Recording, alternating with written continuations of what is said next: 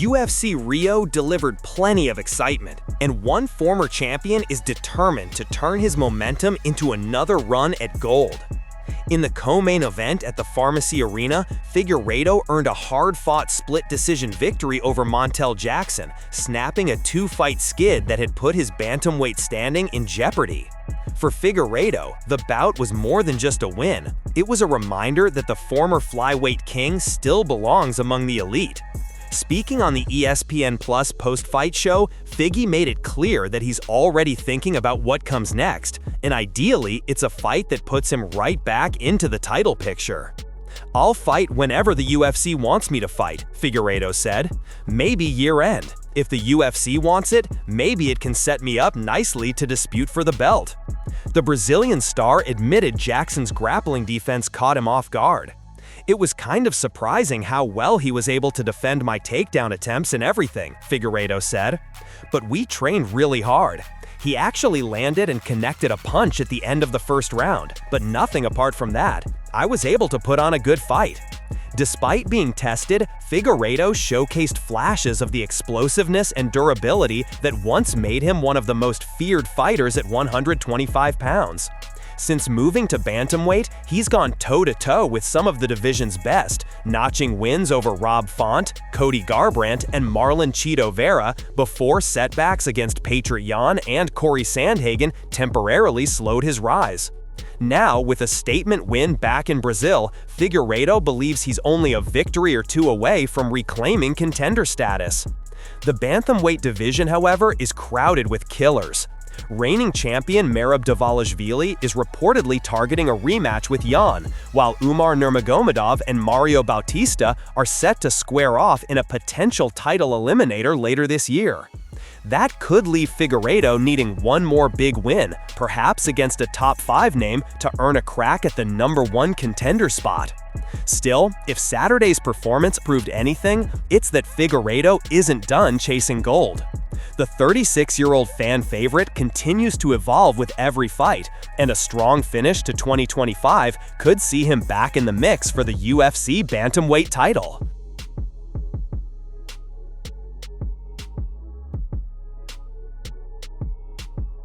The landscape of the UFC's welterweight division is on the verge of a seismic shift as Islam Makhachev, long the dominant king of the lightweights, prepares for a monumental challenge. At UFC 322, Makachev will not be defending his throne.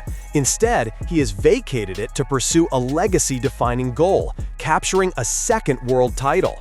His target is the reigning welterweight champion, Jack Della Maddalena, in a champion versus champion super fight that has the entire combat sports world buzzing. This highly anticipated clash was set in motion earlier this year when Makachev, following Della Maddalena's stunning title capture over Belal Muhammad at UFC 315, made the strategic decision to relinquish the 155-pound belt.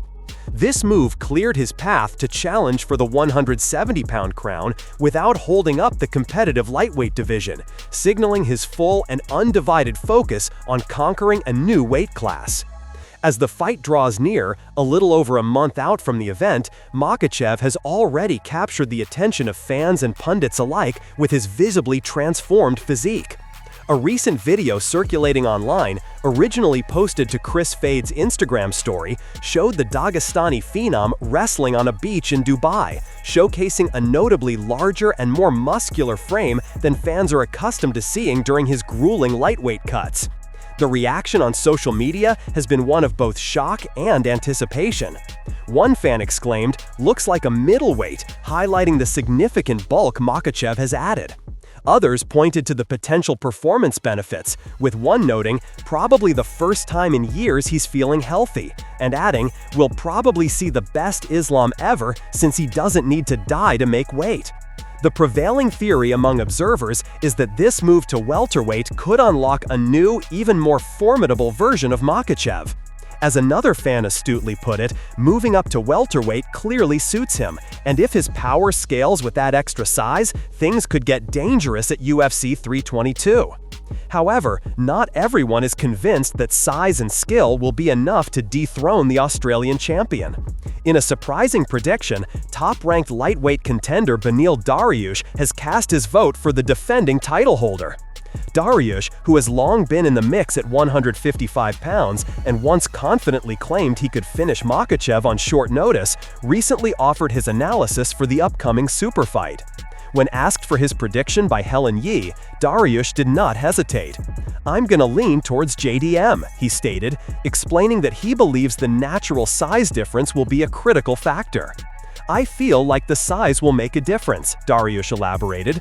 "Cardio-wise, I think JDM has great cardio. Maybe I'm wrong. I just feel like JDM." This prediction adds a compelling layer of intrigue to the main event. It sets the stage for a classic styles and physiques. Makachev, the master grappler who is bulked up to meet the welterweights on their own terms, against Della Maddalena, the slick and powerful boxer with proven cardio and the confidence of a reigning champion.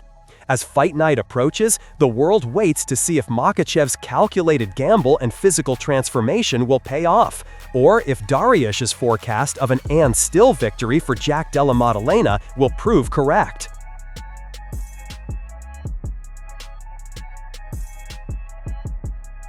Alex Pereira may have walked out of UFC 320 with his light heavyweight title restored, but he didn't leave the octagon unscathed. The Brazilian knockout artist revealed that he suffered a fracture in his foot during his dominant first-round TKO win over Magomed Ankalaev, a victory that marked yet another incredible chapter in his UFC legacy. Pereira, who reclaimed the UFC light heavyweight championship in just over a minute, admitted after the fight that he suspected something was wrong with his foot as soon as the adrenaline began to fade. While his performance looked flawless on fight night, a post-fight medical check confirmed his fears. Speaking during a UFC Rio Q&A session, Pereira gave fans an official update on the injury and hinted at what might be next. "I did an X-ray in Las Vegas and an MRI here, and we have a fracture on my foot," Pereira explained. "But I still don't know what will happen or how long it will take for me to recover. I think it's good to focus on this White House date. It's something that interests me. I think I'll focus on this." The White House card he referred to is the rumored historic UFC event in Washington, D.C., scheduled for next summer. The show has been teased by UFC President Dana White as a one-of-a-kind showcase, and Pereira has already made it known that he wants a major role on the card, ideally in a super fight against John Jones. Despite the injury, Pereira seemed in high spirits when reflecting on his UFC 320 win. His rematch with Ankalaev had been billed as a test of whether he could adapt after their first meeting, where the Russian champion edged him out on the scorecards. This time, however, Pereira wasted no time, landing a powerful punch that opened the door for his trademark elbows to finish the fight. "It was a great sensation," Pereira said. "We train hard for that. We want to be in there and give our best, be the best. I landed a clean punch before the elbows, and he came grabbing my legs. There was an opening, and my elbow landed clean. When I landed the first one and saw blood, I started hitting, and the referee stopped it. But I think it could have gone a little longer because I promised to slap his face, and I couldn't do that." The line drew laughter from fans in attendance, a classic display of Poton's dry humor and fighting spirit. Yet behind the jokes, there's no denying that Pereira's win once again solidified his position as one of the most dangerous strikers in MMA history. Still, the injury means fans will have to wait a bit longer to see him back in the cage. Pereira confirmed that he will be out for the remainder of 2025, as he focuses on recovery and rehabilitation. But if his comeback timeline aligns with the rumored White House event, the stage could be set for one of the biggest fights in UFC history. Perhaps even Pereira versus Jones, a matchup that would send shockwaves through the sport. For now, Pereira's focus is on healing, but if his track record is any indication, he'll be back sooner than expected, ready to add another knockout to his growing list of historic moments.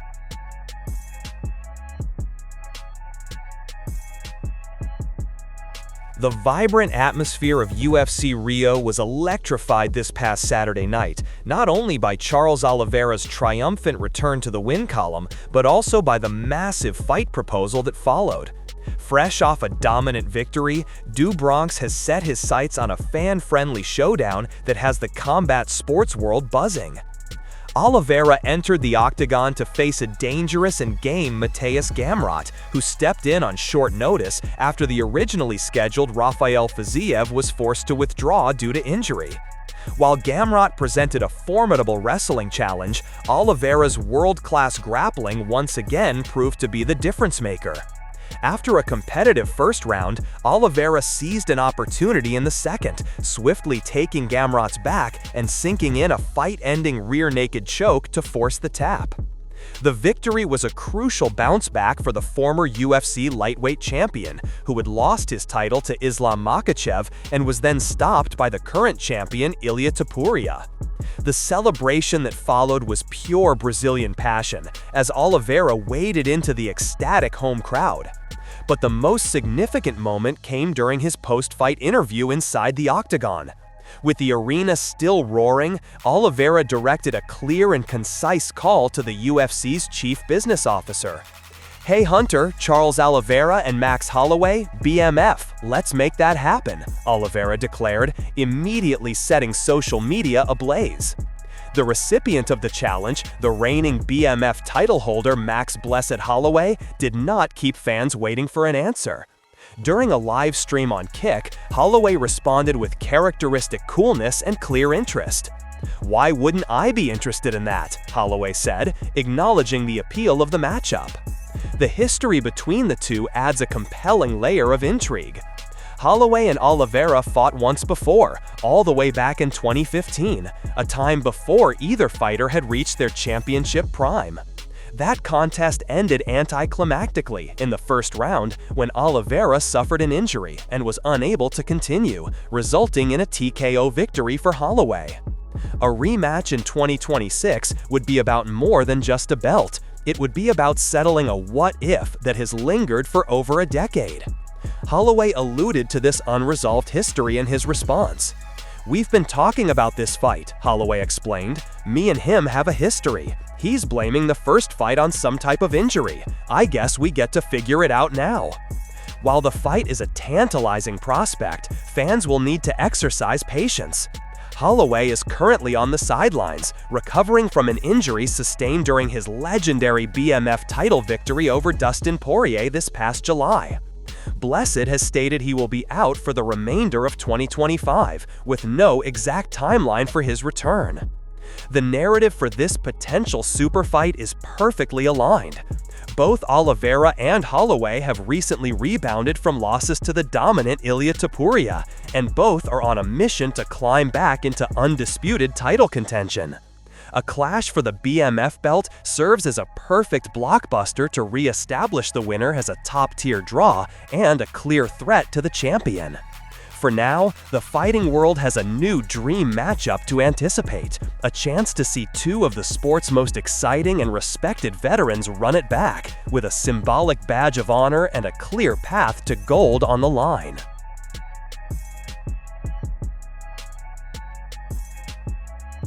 The speculation surrounding a much-discussed flyweight championship bout for the upcoming UFC 323 card appears to have been put to rest, not through an official announcement from the promotion, but through a candid revelation from an unexpected source within the ranks. The confirmation came from Michael Aswell Jr., a fighter who had just competed on the UFC Rio card, turning his post-fight interview into a platform for a significant news break. Following his own decisive victory over Lucas Almeida in the featured preliminary bout, Aswell shifted his focus to the future, making a passionate plea to the matchmakers for a spot on the high-profile UFC 323 card, which is scheduled for December 6th at the T-Mobile Arena in Las Vegas. His reasoning, however, is what sent a ripple through the MMA community. Aswell expressed a strong desire to compete alongside his teammate Joshua Vaughn, and in doing so, he let slip the pivotal detail. Vaughn would be challenging the reigning champion, Alexandre Pantoja, for the flyweight title on that very same night.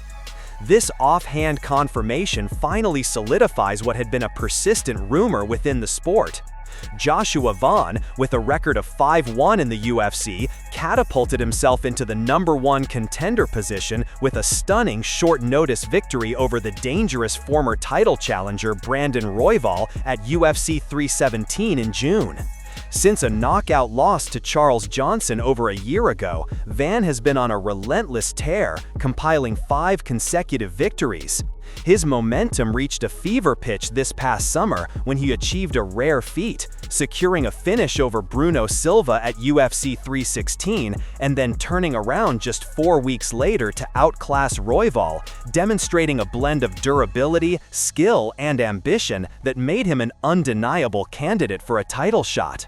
Standing across the octagon from him will be a champion in the midst of cementing his own legacy.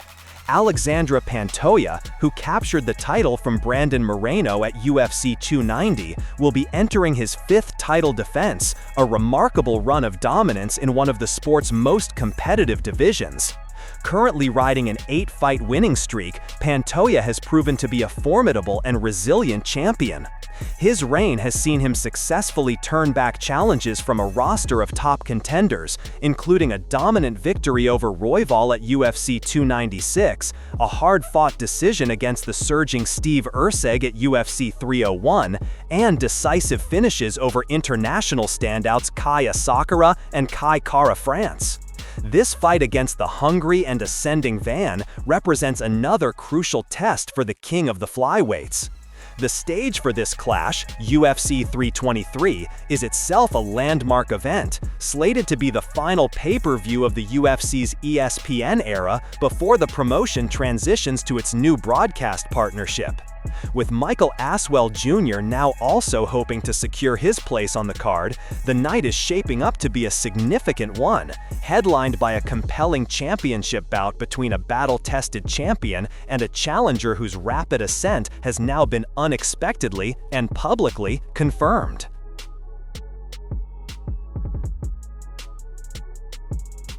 In front of an ecstatic home crowd at Rio de Janeiro's Pharmacy Arena, Beatriz Bia Mesquita didn't just win her UFC debut, she made a statement. On Saturday, October 11, 2025, the Brazilian Jiu-Jitsu legend seamlessly translated her world-renowned ground game to the sport's biggest stage, systematically dismantling veteran Irina Alekseeva and securing a second-round submission victory via rear naked choke. The performance was a definitive announcement that her transition from grappling icon to mixed martial artist is not merely a curiosity, but a legitimate threat to the UFC's bantamweight division. For those unfamiliar with the name, Mesquita entered the octagon carrying perhaps the most impressive grappling resume of any female fighter in history. She is not just a jiu-jitsu black belt, she is a veritable institution in the sport. Her credentials are almost mythical. The Guinness World Record holder for the most individual IBJJF World Championship gold medals by a female competitor, with an astounding 10 titles earned across a decade of dominance from 2012 to 2021. Her legacy is further cemented by 24 black belt titles across the major gi championships, victories in the prestigious ADCC submission wrestling tournament, and an honored place in the IBJJF Hall of Fame. This is the foundation upon which her MMA career is being built. The fight itself was a clinical demonstration of what happens when that level of jiu-jitsu excellence is applied within the cage. After a brief feeling out process, Mesquita closed the distance with purpose, executing a clean takedown and immediately advancing to a dominant mount position. For the remainder of the first round, she showcased a facet of her game that many pure grapplers lack: punishing ground and pound. She controlled Alekseeva with ease, raining down precise elbows and punches that opened a cut on the Russian fighter and had the referee closely monitoring the action for a potential stoppage. The second round was a near repeat, underscoring the vast gap in their grappling prowess. Mesquita secured another takedown, effortlessly moved to mount, and then seamlessly transitioned to back control. Once she locked her hooks in and sunk in the rear naked choke, the outcome was inevitable. At the 2:14 mark of the round, Alekseeva was forced to tap, handing Mesquita her first UFC victory and extending her perfect professional record to 6-0, with 5 of those wins coming by way of finish. This rapid ascent is all the more remarkable considering her timeline. Mesquita made her professional MMA debut just 16 months prior in June 2024. She captured the LFA Women's Bantamweight Championship in only her 5th professional fight, an achievement that fast-tracked her to a UFC contract this past July. To accelerate her development, she made the strategic decision to relocate in September 2023, honing her striking and overall MMA skills at the famed American Top Team in Florida. There, she trains alongside elite talents like bantamweight champion Kayla Harrison, immersing herself in an environment designed to round out her game. Her journey to this point began at the age of 5 under the tutelage of legendary instructor Leticia Ribeiro in Rio. A prodigy from the start, she was winning national junior championships by age 10 and earned her black belt in 2011. A notable data point that first sparked discussions about her MMA potential was a 2017 grappling super fight where she submitted current UFC strawweight contender Maxime Dern in just 64 seconds. That same surgical efficiency was on full display in her octagon debut, which earned her a $50,000 Performance of the Night bonus. In her post-fight comments, Mesquita expressed profound gratitude for debuting in her home country and outlined her intention to remain active and climb the bantamweight rankings. Her arrival injects a fascinating new dynamic into a division already rich with elite grapplers. While she began her MMA career relatively late at age 33, her combination of perhaps the most decorated jiu-jitsu background in the sport, a rapidly improving stand-up game, and a proven championship mentality positions Bia Mesquita not just as a newcomer, but an immediate and compelling contender.